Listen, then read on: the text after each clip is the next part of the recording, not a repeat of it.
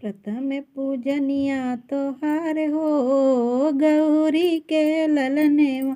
प्रथम पूजनिया तोहार हो गौरी के ललनेवा। राम जी की पूजा लक्ष्मण जी की पूजा, राम जी की पूजा लक्ष्मण जी की पूजा। सीता से पहले तोहार हो गौरी के ललनेवा। सीता से पहले तोहार हो गौरी के ललनेवा। ब्रह्मा जी की पूजा विष्णु जी की पूजा, ब्रह्मा जी की पूजा विष्णु जी की पूजा। लक्ष्मी से पहले तोहार हो गौरी के ललनेवा। पहली पूजनिया तोहार हो गौरी के ललनेवा।